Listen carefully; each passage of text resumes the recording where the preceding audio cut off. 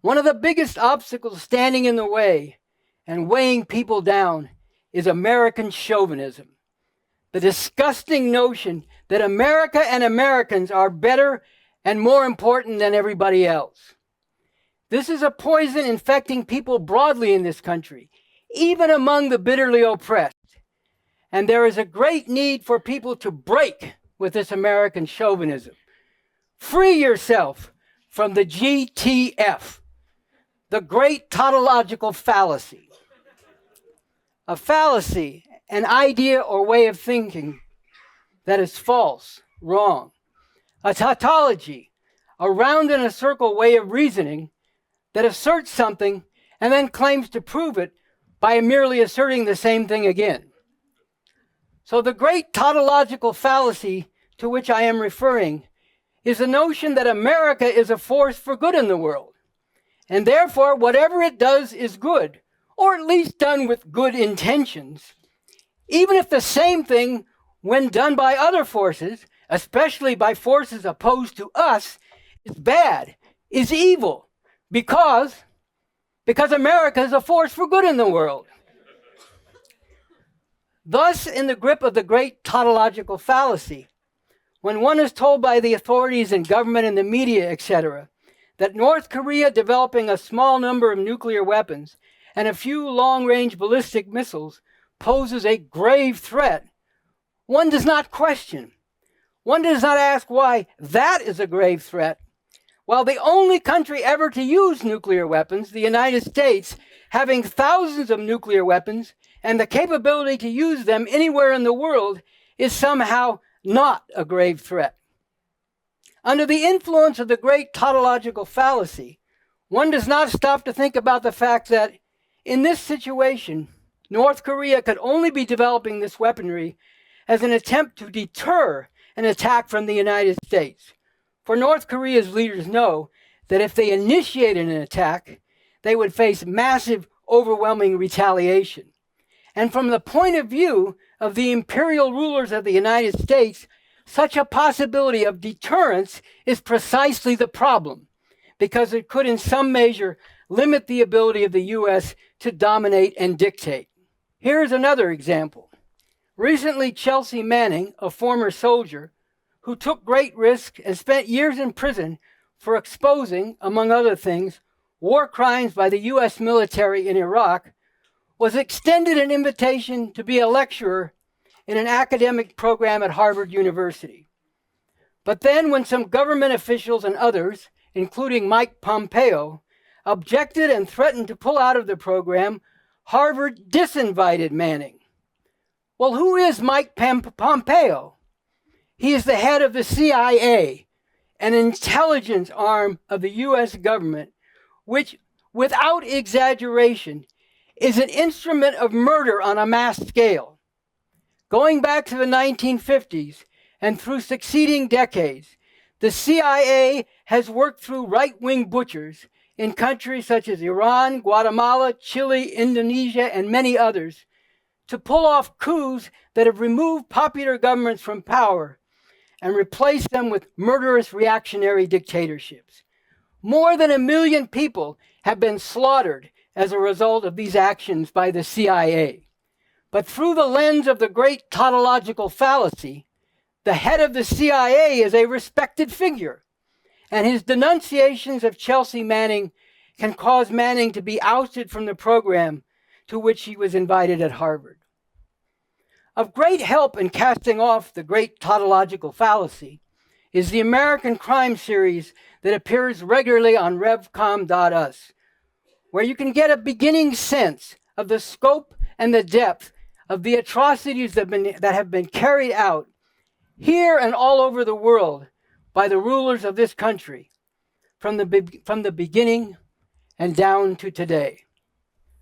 But from childhood, we are indoctrinated with a notion that America is a shining light of freedom and the President of the United States is the leader of the free world. Well, when has this been true? Was it true during all the years of slavery?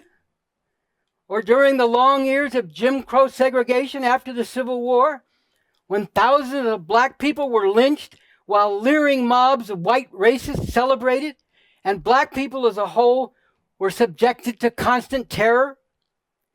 Is this a shining light of freedom now, when black people have to take to the streets demanding, "Stop killing us," because the police kill 1,000 people every year, many of them unarmed, especially black people, Latinos, and Native Americans? When millions of women are battered and huge numbers are raped every year in this country, is this a shining light to the world? And what is this free world?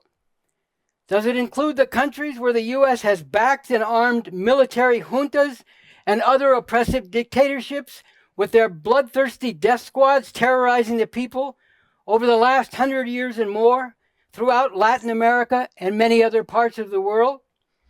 Does it include today countries such as Saudi Arabia, Egypt, and Turkey, all allies of the U.S. and all ruled by brutally repressive governments? Or what about the Philippines, where the government has carried out the cold-blooded murder of more than 10,000 people within the last year, and the head of state, Duterte, openly boasts of this? Does the free world include Israel, a nuclear-armed state that has occupied Palestinian land in flagrant violation of UN resolutions for 50 years, and forcibly maintains over 1 million Palestinian people in Gaza in what amounts to an open-air prison, living barely above survival level, and subject to repeated bombardment by Israeli armed forces, which in 2014, with full support from the U.S. government, headed then by Obama, killed over 2,000 people in Gaza, the overwhelming majority civilians, hundreds of them children? Is all this the free world? Once you remove the blinders of the great tautological fallacy, it can be seen that the free world simply means those parts of the world that are under the domination of or are friendly to the United States, no matter how monstrous their ruling classes may be, while the non-free world is made up of those who remain outside of, and especially those who oppose opposition or obstacles to the domination of the U.S. empire. The U.S. government wages war in Africa and Asia, as well as the Middle East, claiming it is fighting to defend civilization against the brutal and murderous Islamic fundamentalist jihadists. But the imperialists of the U.S. are certainly no less brutal and murderous. And the civilization they boast of is literally built on the blood and bones of people all over the world. And why is this Islamic fundamentalism such a force now? Fundamentally, because of the workings of capitalist imperialism itself. Besides the overall role of imperialism in creating more favorable soil for these Islamic fundamentalists, actions of the U.S. imperialists have further fed their growth.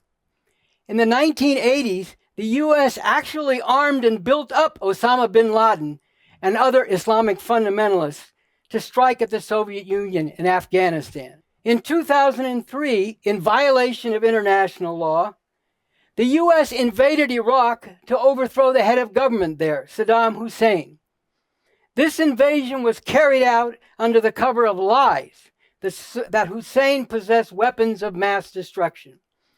This invasion and the occupation of Iraq by American forces that followed caused hundreds of thousands of deaths, set off bloody conflicts among the Iraqi people, and created more fertile ground for Islamic fundamentalist forces.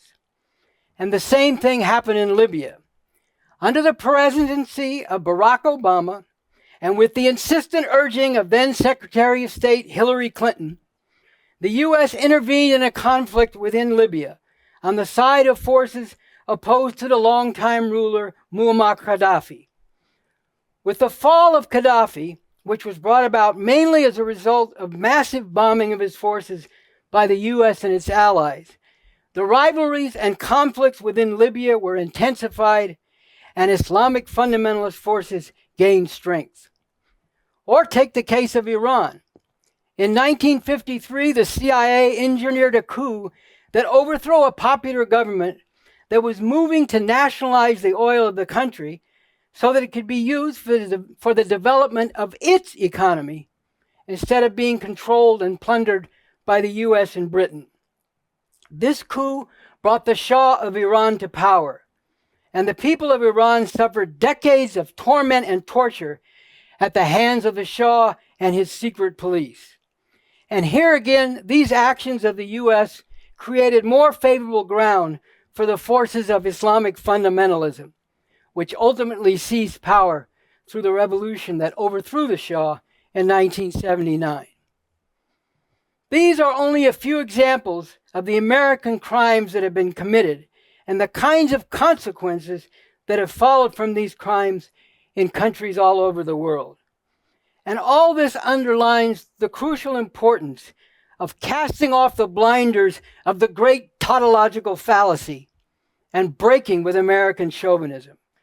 We need to think about humanity first and above all.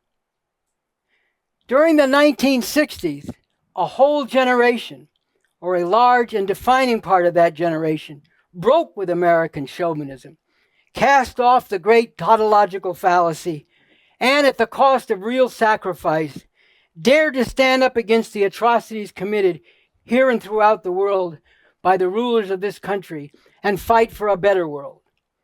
Unfortunately, all too many, though not all, of that generation have become disoriented and have allowed themselves to become, as the French say, récupérés.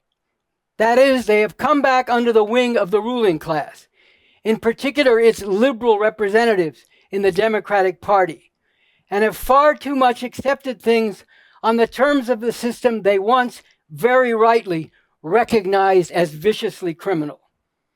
But now, when the workings of this system have brought this fascist regime to power, there is, more than ever, a profound and urgent need for people of all generations to finally and thoroughly break with American chauvinism and act in the interests of humanity.